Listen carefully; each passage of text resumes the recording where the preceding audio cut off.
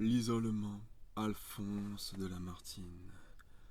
Souvent sur la montagne, à l'ombre du vieux chêne, au coucher du soleil, tristement je m'assieds. Je promène au hasard mes regards sur la plaine, dont le tableau changeant se déroule à mes pieds. Ici gronde le fleuve aux vagues écumantes, il serpente et s'enfonce en un automne obscur. Là, le lac immobile étend ses eaux dormantes, où l'étoile du soir se lève dans l'azur. Au sommet de ces monts, couronnés de bois sombres, le crépuscule encore jette un dernier rayon, et le char vaporeux de la reine des ombres monte et blanchit déjà les bords de l'horizon.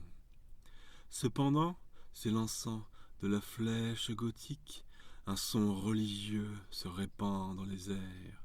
Le voyageur s'arrête et la cloche rustique, au dernier bruit du jour, mêle de sa concert. Mais à ces doux tableaux, mon âme indifférente n'éprouve devant eux ni charme ni transport. Je contemple la terre ainsi qu'une ombre errante. Le soleil des vivants n'échauffe plus les morts.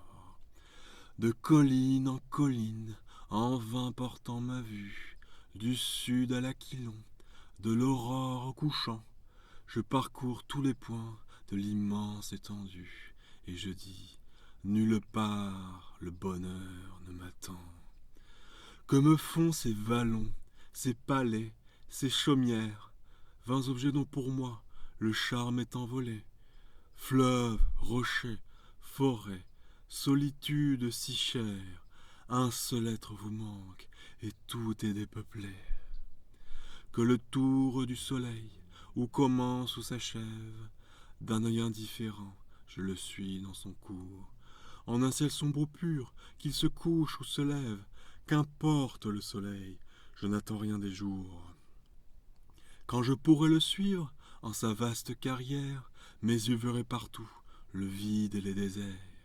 Je ne désire rien de tout ce qui l'éclaire, je ne demande rien à l'immense univers. Mais peut-être au-delà des bornes de sa sphère, lieu où le vrai soleil éclaire d'autres cieux, si je pouvais laisser ma dépouille à la terre, ce que j'ai tant rêvé paraîtrait à mes yeux. Là, je m'enivrerai à la source où j'aspire. Là, je retrouverai et l'espoir et l'amour, et ce bien idéal que toute âme désire, et qui n'a pas de nom au terrestre séjour.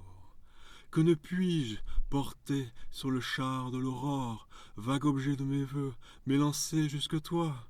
Sur la terre d'exil, pourquoi restais-je encore? Il n'est rien de commun entre la terre et moi.